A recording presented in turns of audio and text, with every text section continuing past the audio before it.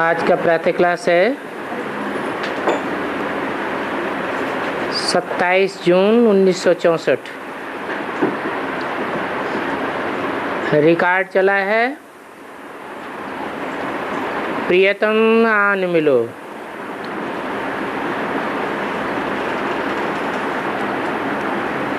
ओम शांति। प्रियतम को कौन बुलाते हैं?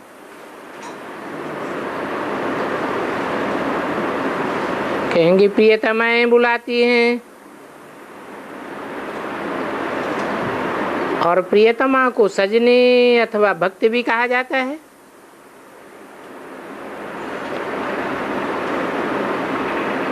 बुलाते हैं साजन को, भगवान को अथवा बाप को। तो इसमें सर्वव्यापी का ज्ञान तो नहीं हुआ। प्रियतम को बुलाते हैं कि आन मिलो, अर्थात आकर के मिलो। तो सर्वव्यापी कहाँ हुआ? गाया भी जाता है जीवात्माएं अपने परमपिता परमात्मा को बुलाती हैं कि ओ परमपिता परमात्मा आओ, अब हमारे ऊपर रहम करो। परंतु सतयुग में तो ऐसे नहीं बुलावेंगे। वहां तो रहम करने की बात ही नहीं है, वो तो है ही सुखधाम। बरोबर ये दुखधाम है। तो दुखधाम में प्रियतमाएं प्रियतम को बुलाते हैं, और वो प्रियतम भगवान एक है। वो एक ही क्रिएटर है, और इस विश्व अथवा सृष्टि का चक्र भी एक है। बच्चे जानते हैं कि कलयुग के बाद फिर सतयुग आवेगा, और सतयुग में फिर से एक आदि सनातन देवी देवता धर्म वालों का ही राज्य होगा। ये नॉलेज तुम्हारी बुद्धि में है। तुम बच्चे जानते हो ये प्रियतम कैसे आए हैं। शिव तो निराकार है,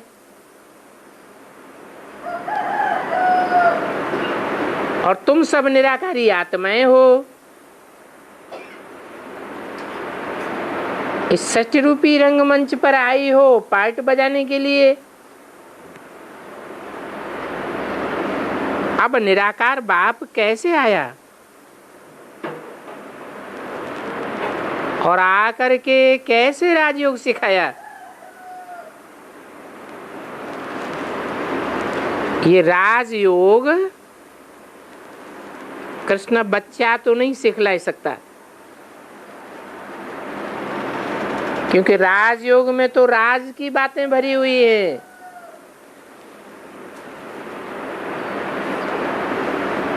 वो कृष्ण बच्चा तो सतयुग स्थापन करने वाला नहीं है। वो तो सतयुग में जन्म लेने वाला सृष्टि रूपी वृक्ष का पहला पत्ता है। वो जन्म देने वाला दाता जन्मदाता बीज नहीं है। तो उनको रचयिता नहीं कहेंगे। सब जीवात्माओं का प्रियतम एक ही परमपिता परमात्मा है।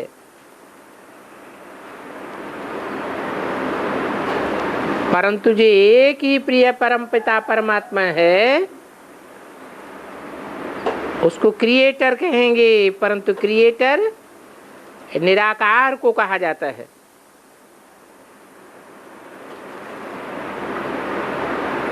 वो कहते हैं कि मेरा जन्म मेरी शिव जयंती भी मनाते हैं, परंतु मेरा जन्म कोई कृष्ण के सदृश नहीं होता है। अर्थात मैं गर्भ से जन्म नहीं लेता हूं। कृष्ण कैसे मां के गर्भ से जन्म लेता है? वो तो बच्चों को साक्षात्कार कराया हुआ है। बाप कहते हैं मेरा नाम रुद्र भी है।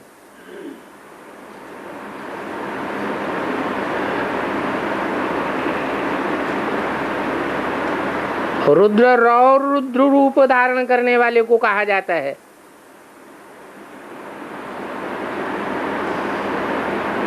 रुद्र लिंग को कहेंगे।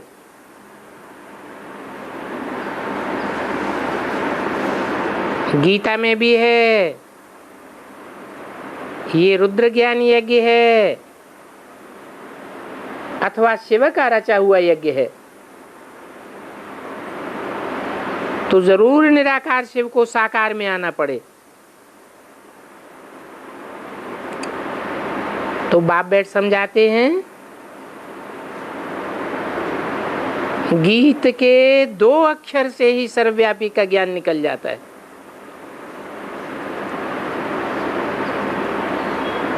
प्रियतम को कृष्ण नहीं कहेंगे, कहते ही हैं ओ गॉडफादर, ओ मेरे प्राणों के आधार, क्योंकि वो ही सबके प्राणों का आधार है। सबको जमघंटों के दुखों की पीड़ा से छुड़ाते हैं, तो जरूर उनको आना पड़े छुड़ाने के लिए। बाप कहते हैं कि मैं कल्प कल्प के संगम युगे आता हूं। हर युग के संगम में नहीं आता हूं। जैसे गीता में लिखा है संभवामि युगे युगे।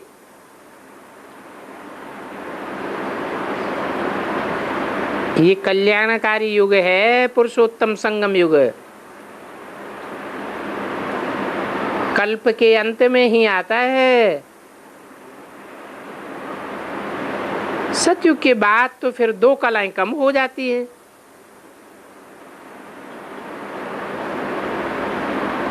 तो वो चढ़ती कला का युग नहीं कहेंगे। ये संगम युग तो है चढ़ती कला का युग। इसमें बुद्धि से काम लेना चाहिए। नए के लिए तो बहुत समझाते हैं। तुम्हारा बाप निराकार परम पिता परमात्मा शिव है, उनको याद करो। और गुरु गोसाई आदि के मंत्र सब भक्ति मार्ग के हैं। अभी वो भक्ति मार्ग मुर्दाबाद होता है, ज्ञान मार्ग जिंदाबाद होता है। ये भक्ति आधा कल्प चलती है और ज्ञान का वर्षा आधा कल्प चलता है। ज्ञान कोई आधा कल्प नहीं चलता है। वहां सतयुग त्रेता में ज्ञान नहीं रहेगा। वहां तो ज्ञान की प्रारब्ध रहेगी, वर्षा रहेगा। ज्ञान दिया ही जाता है दुर्गति से सदगति में लाने के लिए। ज्ञान से ही सदगति होती है। भक्ति तो जन्म जन्मांतर करते आए, सदगति तो किसी की हुई नहीं, और ही सारी दुनिया दुर्गति में जा रही है। गुरुओं का काम है शिष्य अथवा फॉलोअर्स की गति सदगति करना, परंतु भक्ति मार्ग के गुरु तो जानते ही नहीं है कि गति सदगति क्या होती है। गाते भी हैं सर्व का सदगति दाता राम, पतित पावन सीताओं का राम। अभी बच्चे जानते हैं सतयुग में तो एक ही धर्म रहता है, वहां सूर्यवंशी राज्य चलता है, फिर राम राज्य आता है। तो त्रेता में वहां दो कला कम हो जाती हैं और वहां रावण आदि नहीं होते हैं। त्रेता में भी कोई उपद्रव की बात नहीं होती है। ये तो शास्त्रों में सब झूठा लिख दिया है कि त्रेता युग में भी रावण था। कहते हैं रघुपति राज हो राजा राम, परंतु ये तो झूठ बात है।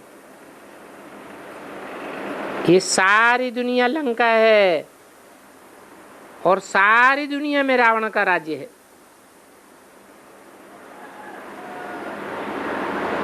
तुम भी बंदर थे ना, इस समय मनुष्य सब बंदर से भी बदतर है,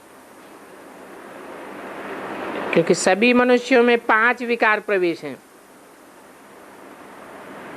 देखो मनुष्यों में कितना क्रोध है, क्रोध में आकर के एक दूसरे को कैसे मारते रहते हैं। कहते हैं हम रसिया को खत्म कर देंगे, हम चीनियों से लड़ाई लड़ेंगे। तो ऐसे ऐसे मरने और मारने की तैयारी करते रहते हैं। ये है बंदर सेना। पहले हम और तुम सब विकारी थे, अभी बाप आए रावण पर जीत पहनाते हैं। परंतु शास्त्रों में देखो क्या क्या बातें लिख दी हैं। ऐसे थोड़े ही है कि पूंछ को आग लगी और सारी लंका जल गई। ये तो देह अभिमानी की पूंछ की बात है। बंदरों में कोई बड़ा बंदर था, जरूर पूंछ देह अभिमानी की भारी रही होगी। सारी लंका के वस्त्र उसमें लपेट दिए गए।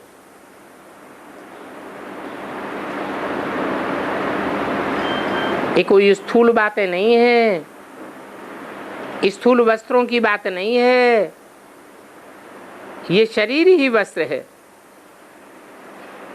और वास्तव में ये सारी दुनिया लंका है। तुम ब्राह्मण कुलभूषण बच्चे भी पहले पतित थे, अभी तुम माया रावण पर जीत पहनते हो। अभी बाप ने आए तुम्हारी बुद्धि का ताला खोला है।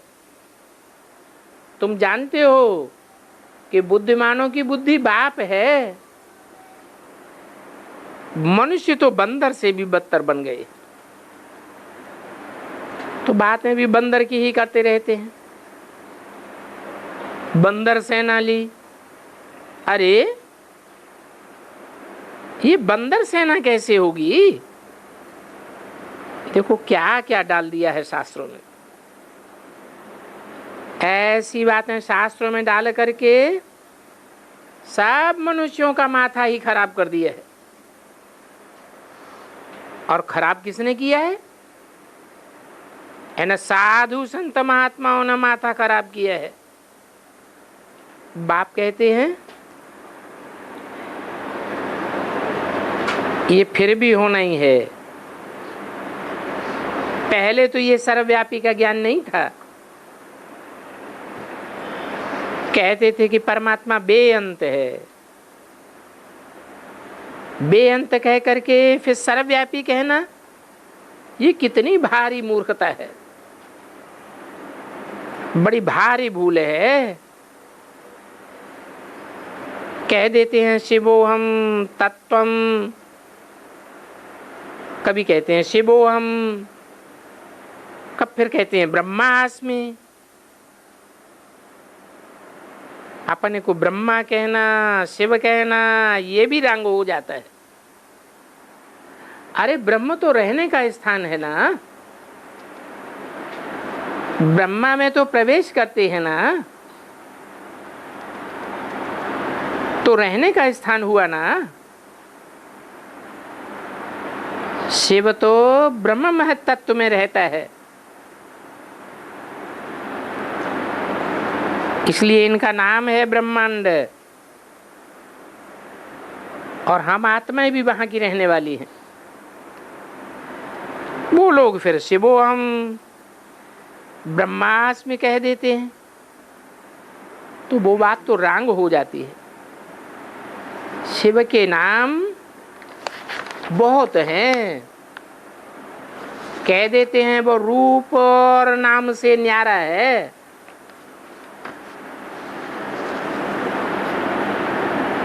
फिर ये शरीरदारी कैसे कहते हैं शिवो हम। 27 जून 1964 की वाणी का दूसरा पेज। तो ये सारी समझने की बातें हैं। सो भी समझ में तब आए जब रेगुलर बैठ करके समझें,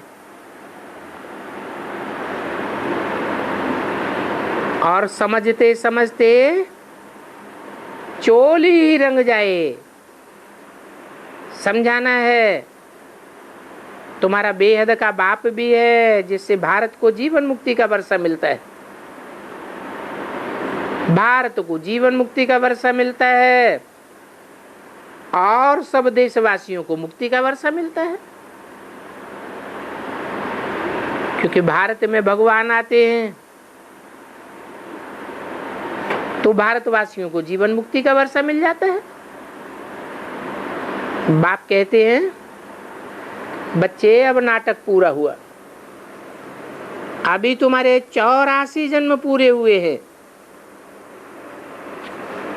इतना समय तुमने पार्ट बजाया है, अब फिर तुमको वापस जाना है। बाप आकर के हमारी राजधानी स्थापन करते हैं, तो जरूर जब संगम पर स्थापना हो तब तो सतयुग में तुम वर्षा लेंगे। तुम कितना अच्छा कर्म करना सिखाते हो। इन लक्ष्मी नारायण ने क्या किया जो ऐसा ऊंच पद पाया। अभी तुम जानते हो बाप तो राजयोग सिखलाते हैं, सतयुग में थोड़े ही बैठ सिखलावेंगे।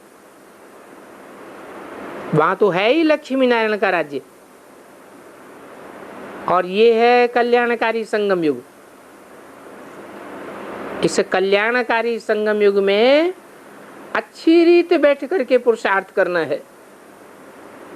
बाप कहते हैं अभी देह का भान छोड़ दो, अपन को आत्मा निश्चय कर मुझे बाप को याद करो। अभी तुम जन्म जन्मांतर धक्के खाए खाए थक गए हो। ये सन्यासी उदासी भी नहीं जानते हैं कि तुमने कब से धक्के खाए हैं। ब्रह्मा मुख वंशावली ब्राह्मण ब्राह्मणियां ही त्रिकालदर्शी बनते हैं। वर्णों का भी समझाया है। चोटी है ब्राह्मण वर्ण। भारतवासी चित्र बनाते हैं विराट रूप का, परंतु उसमें ब्राह्मणों की चोटी दिखाई नहीं है। देवताओं को दिखाया है मस्तक में, भुजाओं में क्षत्रियों को दिखाया है, पेट में जंगाओं में वैश्यों को दिखाया है, पांव में शूद्रों को भी दिखाया है, परंतु ब्राह्मण चोटी को गुम कर दिया है। ये प्रजापिता ब्रह्मा है ना, तो पहले ब्राह्मणों की चोटी चाहिए। ये गुम करने की शूटिंग कब हुई? भक्ति मार्ग में विराट रूप के चित्र में ब्राह्मणों की चोटी को गुम कर दिया। तो शूटिंग पीरियड में ये ब्राह्मणों की चोटी को गुम करने की कभी शूटिंग हुई होगी या नहीं हुई होगी? है? जरूर होनी चाहिए। तो बताया कि जो ब्राह्मण वर्ण गुम कर दिया है उसमें भी खास ब्राह्मण चोटी को गुम कर दिया है। जो चोटी का ब्राह्मण है, कौन है चोटी का ब्राह्मण? चोटी का वैश्य कौन है? शूद्र कौन है? चोटी का क्षत्रिय कौन है? चोटी का देवता कौन है? जो चोटी का ब्राह्मण, सो चोटी का देवता। तो कहा जाता है प्रजापिता ब्रह्मा है ब्राह्मण चोटी। तो ये चोटी पहले चाहिए, परंतु यज्ञ के आदि में इस ब्राह्मण चोटी को ही गुम कर दिया। अभी तो नाम भी नहीं लेते हैं। बाप कहते हैं इस समय साफ शूद्र है।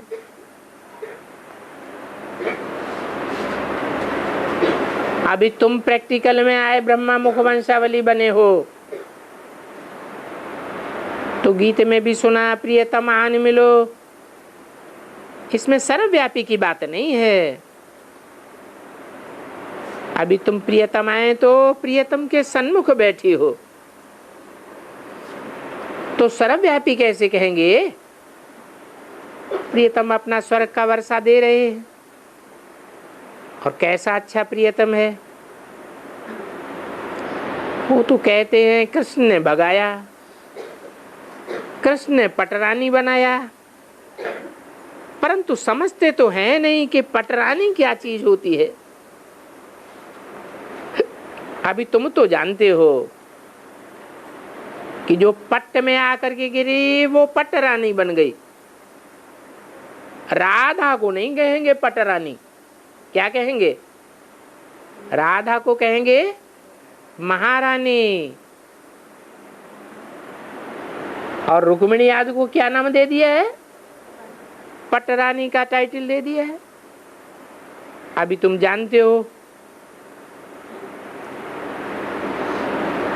और स्वर्ग का महाराजा महारानी बनने के लिए पुरुषार्थ कर रहे हो। क्या क्या जानते हो? जानते हो कि जो और धर्म में कन्वर्ट होने वाली हैं वो पट्ट में गिरती हैं। तुम तो कन्वर्ट होने वाले नहीं हो। तुम जानते हो ये राजयोग है, इसमें तुम्हारी प्रजा भी चाहिए।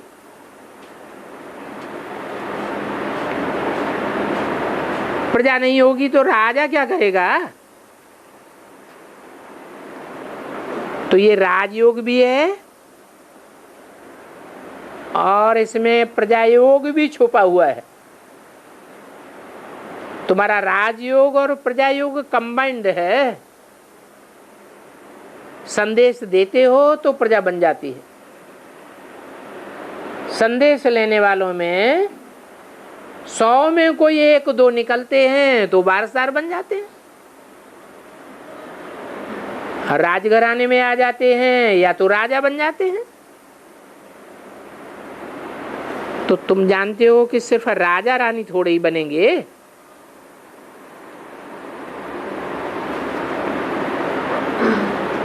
प्रजा भी तो बनेंगे ना। सब कहते हैं हम तो महाराजा महारानी बनेंगे, लक्ष्मी नारायण बनेंगे। हम तो आए ही हैं राजयोग सीखने के लिए, परंतु सब थोड़े ही महाराजा महारानी बनेंगे। महाराजा महारानी बनने की भी हिम्मत चाहिए। अधूरा बलि चढ़ते हैं तो महाराजा महारानी कैसे बनेंगे? पूरा बलि चढ़ना पड़े। भक्ति मार्ग में जब 9 भक्ति करते हैं तो अब कुछ साक्षात्कार हो जाता है। प्रैक्टिकल में भगवान तो नहीं मिल जाता। भक्ति मार्ग में शिव पर भी बलि चढ़ते हैं। शिव काशी कहते हैं। काशी का कितना प्रभाव है। तो ये बलि चढ़ना भी यहाँ की बात है, वो काशी नगरी की बात नहीं है। वो तो स्थान का नाम है काशी नगरी। ये तो चैतन्य काशी है, ये भी समझाया है। रामायण, गीता, भागवत ये सतयुग में नहीं होते हैं, ये तो भक्ति मार्ग में ही होते हैं। तो ऐसे नहीं है ये शास्त्र कोई परंपरा से चले आए हैं, ये तो द्वापर युग से चले आए हैं। जब द्वैतवादी युग शुरू होता है, दो दो धर्म शुरू होते हैं, दो दो दुनिया में राज्य शुरू होते हैं, दो दो कुल शुरू होते हैं, दो दो भाषाएं शुरू हो जाती हैं, तब ये शास्त्र जो द्वैतवादी शास्त्र हैं, दो दो बातें करने वाले, वो शास्त्र तैयार होते हैं। तुम जानते हो हिस्ट्री की बात कि मुसलमानों ने आकर कैसे भारत में राज्य किया। मोहम्मद गजनी ने आकर के लूटा। ये सब बातें तुम जान गए हो। हमने ही पूज्य से पुजारी बना, अपना मंदिर बनाया, तो कितनी हमको मिल्कियत होगी जब हम पूज्य रहे होंगे। ये 5000 वर्ष की बात है, सो भी शुरुआत में तुम मिल्कियत वाले थे। फिर देखो भक्ति मार्ग में भी तुमको कितना धन रहता है। इतना धन होता है जो हीरे जवाहरातों के मंदिर बनाए, जिनका मंदिर ही हीरो जवाहरातों का था, तो उनका अपना महल क्या होगा। नाम ही कितना ऊंचे है स्वर्ग। लक्ष्मी नारायण कितने जड़े हुए देखते हो। अभी तो बेचारों के पास पैसा ही नहीं है।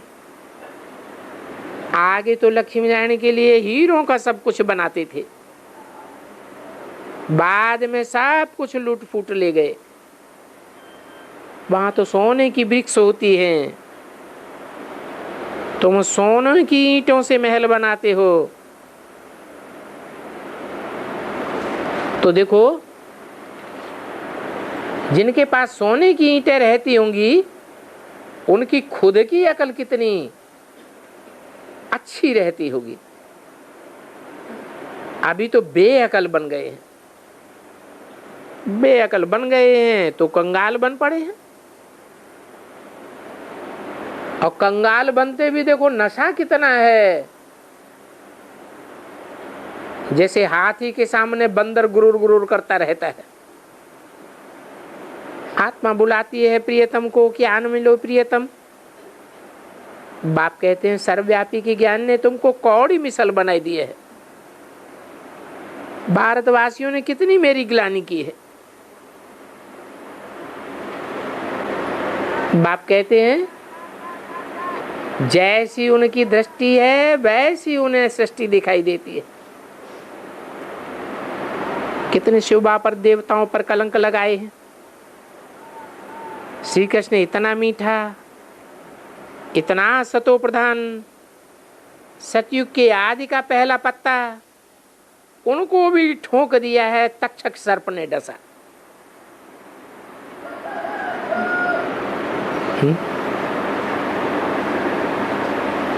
क्या तक्षक सर्प ने कृष्ण को कहां डसा, कहां दिखाते हैं? हैं? खाई में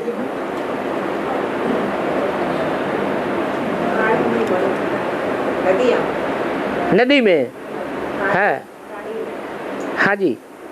अब सर्प तो माया रूपी सर्प है ना, 5 फणों वाला है। अब बताओ सतयुग में वहां सर्प कहां से आया? तो कहां की बात है? संगम युग की बात है। ये तो जैसे शास्त्रों के खिलौने बनाए हैं और कितने झूठ कलंक लगाए हैं। इसलिए बाप कहते हैं यदा यदा हि धर्मस्य ग्लानिर्भवति, जब जब धर्म की ग्लानि होती है तब तब मैं इनमें प्रवेश करता हूं, और जब इनमें प्रवेश करूं तब तो ब्राह्मणों को रचूं। ये भी जानते हो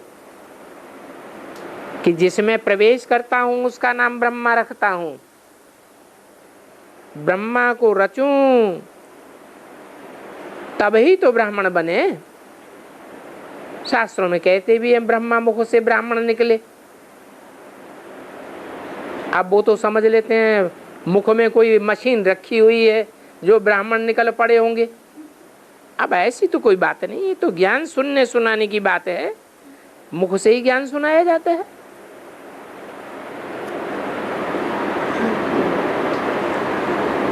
ऐसे नहीं मुख से ज्ञान सुनाने के लिए कोई मुझे बेलायत जाना पड़ेगा मशीन तैयार करने के लिए जो ब्राह्मण बन जाए।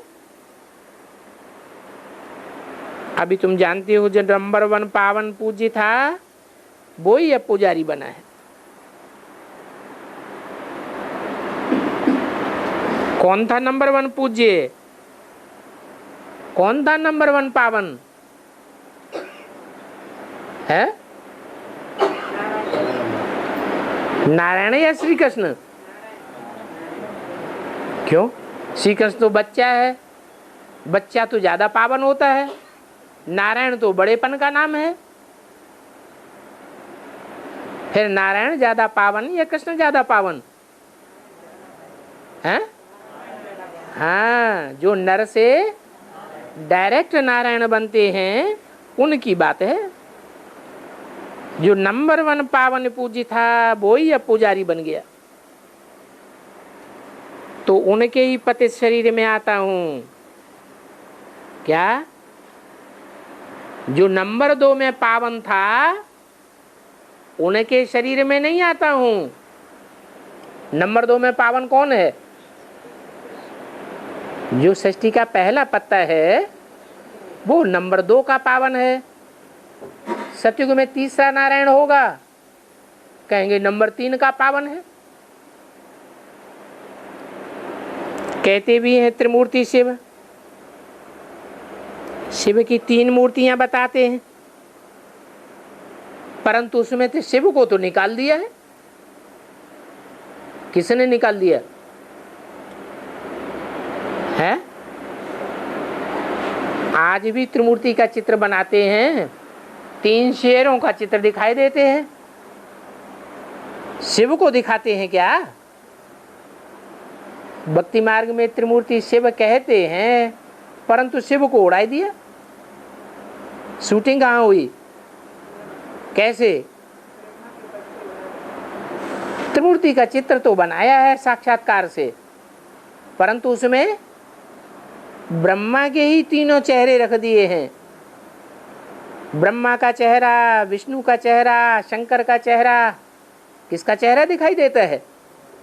ब्रह्मा का ही चेहरा दिखाई देता है, तो शिव को उड़ाई दिया। त्रिमूर्ति ब्रह्मा का तो अर्थ ही नहीं निकलता है। बाप कहते हैं कि कल्प कल्प संगम युग पर इस तन में आकर तुम ब्राह्मणों को रचयता हूं, बनता हूं। तुम ब्राह्मण ब्राह्मणियों का ये सर्वोत्तम तन है। कौन है? तुम ब्राह्मण ब्राह्मणियों का ये सर्वोत्तम तन है। 84 जन्मों में इतना उत्तम तन कभी भी नहीं मिलता है। 27/6/64 की वाणी का 3रा पेज। क्योंकि अभी तुम ईश्वरीय गोद में हो, और जन्मों में कभी ईश्वर की गोद में तुम नहीं मिलती है। ईश्वर बाप से बेहद का वर्षा तुम लेते हो, जानते हो कि उनको ही याद करते करते हम उनके पास पहुंच जाएंगे। कहते हैं ना, अंतकाल जो स्त्री सिमरे, सिमरण की बात है। जैसा जैसा स्मृति होगी, स्मरण करेंगे, ऐसा ही जन्म मिलता आया है। मनुष्य मरते हैं,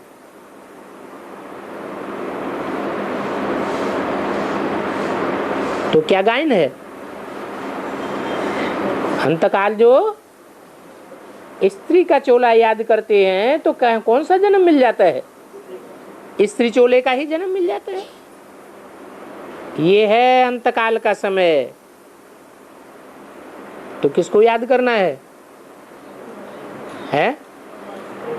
स्त्री चोला गुलजार दादी में भगवान आया हुआ है, उसको याद करना है या शिव बाप को याद करना है? तुमको तो बाप बैठ समझाते हैं। इस समय मुझे बाप को ही याद करना है।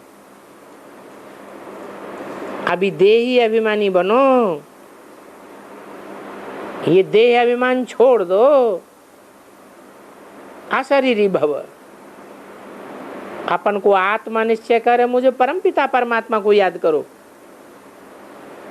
इसके लिए एक जगह निष्ठा में बैठने की बात नहीं है। बच्चे तो चलते फिरते उठते बैठते बाप को याद करते हैं ना। वेद का बाप कहते हैं, और सबसे बुद्धि निकाल माम एकम याद करो। तो इस माम एकम याद करने में ही मेहनत है, बुद्धि बार बार तिरक जाती है। अभी ये तुम्हारा अंतिम जन्म है, तुम बाप के बने हो, तो उस बाप ने ही तुमको कितने मीठे मीठे नाम दिए हैं। कब दिए हैं? यज्ञ के आदि में भी संदेशी के द्वारा तुम बच्चों को नाम दिए थे, संदेशी के द्वारा नाम भेजे थे ना। वहां बहुत अच्छे अच्छे नाम होते हैं, फिर भी वही नाम पढ़ेंगे जो कल पहले पढ़े होंगे। सर्वव्यापी का अर्थ भी समझना चाहिए।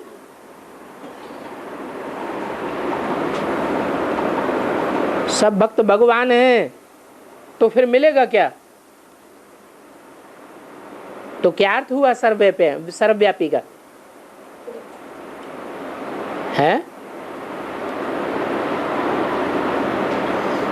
अरे भक्त भगवान हैं या भगवान को याद करने वाले हैं? भगवान को याद करने वाले हैं।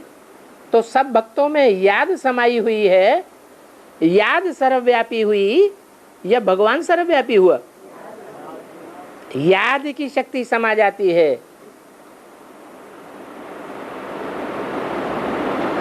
मनुष्य ही मुख्य प्राणी है, और प्राणियों में बुद्धि नहीं होती, मन नहीं होता, वो उतनी अच्छी स्मृति भी नहीं कर सकते। तो वायुमंडल को बांधता कौन है? मनुष्य बांधता है या जानवर बांधते हैं? मनुष्य बांधते हैं। तो मनुष्यों की याद से इस सारी सृष्टि के कण कण में उस भगवान की याद व्याप्त हो जाती है। तो भगवान व्यापी है या भगवान की याद व्यापी होती है? भगवान की याद व्यापी हो जाती है। ये प्रकृति के 5 तत्व भी अभी तमो प्रधान है या सतो प्रधान है?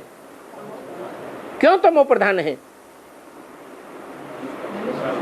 क्योंकि प्रकृति जिसको माता कहा जाता है वो भगवान की याद से विमुख ही पड़ी है। प्रकृति भी सब सतो प्रधान बने। कब बनेगी? तब कहा जाए सतयुग आया। तो प्रकृति को भी पावन बनाना किसका काम है? प्रकृति को भी पावन बनाना ये तुम बच्चों की याद का काम है।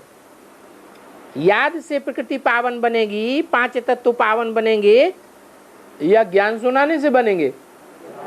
हैं? याद से बनेंगे। इसलिए बाबा ने बोला तो देवी के मंदिर में भक्तों को ज्ञान सुनाने जाओ तो वो तुमको ज्ञान सुनाने लग पड़ेंगे। वो तुम्हारा ज्ञान सुनने वाले नहीं है, ज्ञान से प्रभावित होने वाले नहीं हैं। क्यों?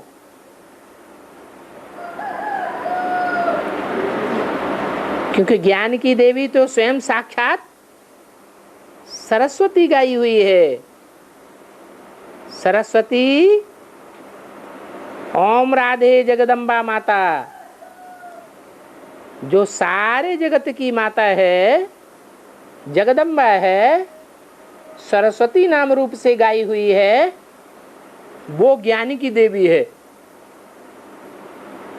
ज्ञान की देवी का टाइटल किसको मिला है? सरस्वती जगदम्बा को मिला हुआ है। तो जिसको भगवान ने सरस्वती ज्ञान की देवी का टाइटल दिया हुआ है, उसको तुम ज्ञान सुनाओगे तो पावन बन जाएगी? है? बनेगी पावन? नहीं पावन बनेगी। काहे से पावन बनेगी?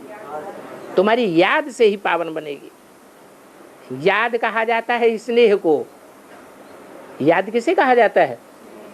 स्नेह को। स्नेह भी कैसा? व्यभिचारी स्नेह या अव्यभिचारी स्नेह? अव्यभिचारी स्नेह है। अगर सब भक्त भगवान हैं तो फिर सबसे मिलेगा क्या? इसका मतलब एक से प्राप्ति होती है सारी दुनिया को, या सब भगवान हैं? भगवान सर्वव्यापी है, सर्वव्यापी भगवान से प्राप्ति होनी है, एक से ही प्राप्ति होनी। तो सब भक्त भगवानों से कुछ नहीं मिलेगा। अभी तुम ईश्वर की गोद में बैठे हो, ईश्वर गोद से तुम ब्राह्मण बनते हो। तुम्हारा शूद्र वर्ण अब खत्म हो गया। ये वर्ण है ही तुम भारतवासियों के लिए। तुम जानते हो हम शूद्र वर्ण से ट्रांसफर होकर के ब्राह्मण धर्म में आए, और ब्राह्मण ब्राह्मणियां वही बनेंगे जो कल पहले बने थे। बनेंगे? अभी बने नहीं है क्या? है? अभी नहीं बने हैं? हैं? बने हैं कि नहीं बने हैं?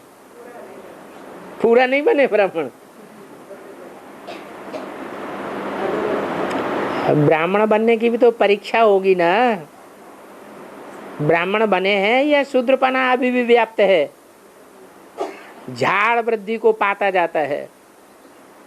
कितने अच्छे अच्छे बच्चों को माया तूफान लगने से गिराए देती है। ये युद्ध है तुम्हारा माया से। तुम सर्वशक्तिवान के बच्चे हो तो माया भी कम नहीं है। आधा कल्प रावण का राज्य चला है, इस समय माया भी जोर से पछाड़ेगी,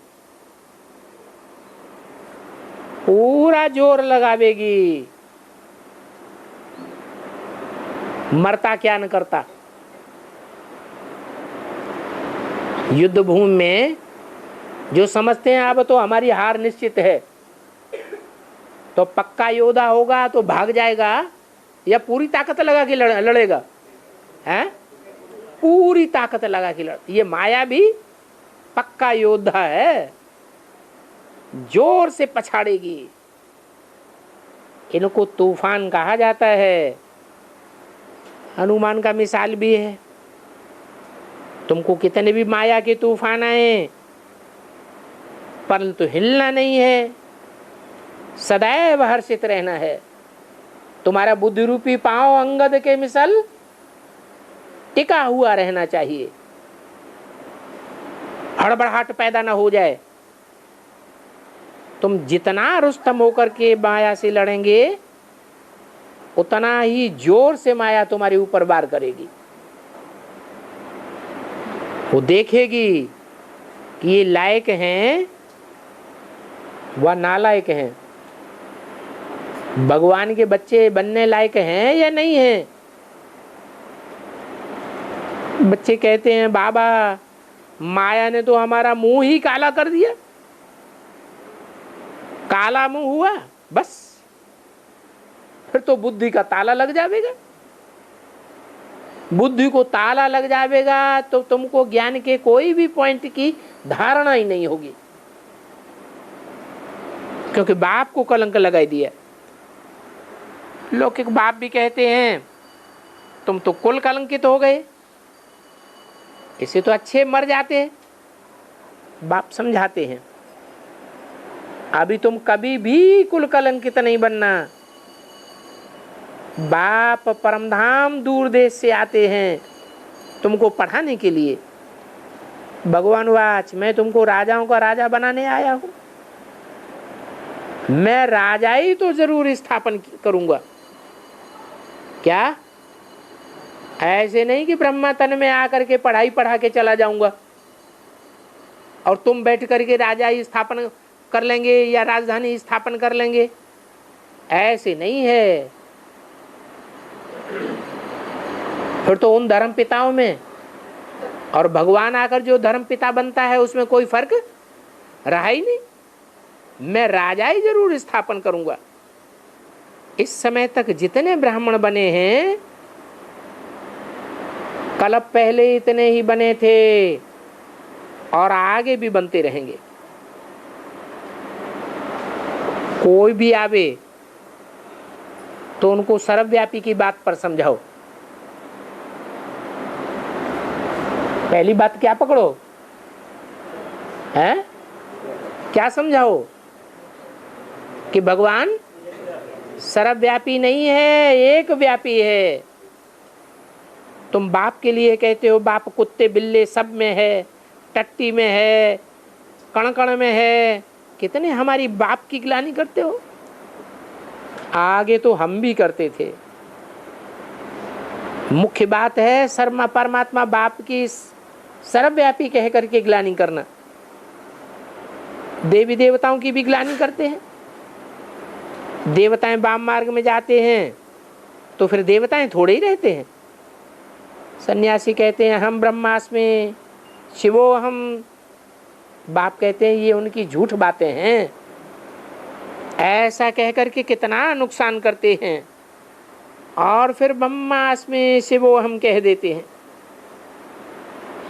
वो रहने का स्थान है ब्रह्मा और वो रहने वाला है शिव बाप। कितना रात दिन का फर्क होता है। स्थान अलग और स्थान में रहने वाला अलग, वो दोनों को एक समझ लेते हैं। बच्चों को भी याद कराना है उस पारलौकिक बाप का कोई बाप नहीं है, वो स्वयं नॉलेजफुल है, मनुष्य सृष्टि का बीज रूप है, चैतन्य भी है, पतित पावन है, रहम दिल है, नॉलेजफुल है, ब्लिसफुल है। उनके ऊपर ब्लिस करने वाला कोई भी नहीं है। वो खुद ही बाप टीचर सदगुरु है। वेद बाप के घर में तुम अभी बैठे हो, ये ईश्वरीय कुटुंब है। फिर बाद में होगा दैवी कुटुंब। तुम बच्चे अभी ब्राह्मण हो, फिर ब्राह्मणों की वृद्धि होती जाएगी, ब्राह्मण सो देवता बनते जाएंगे, वृद्धि को पाते जाएंगे। ये 84 का चक्र भी तुम्हारी बुद्धि में है। हम सो देवता इतने जन्म, हम सो क्षत्रिय इतने जन्म, अभी हम फिर सो देवता बन रहे। ये माया दुखधाम बनाती है, बाप आकर के सुखधाम बनाते हैं।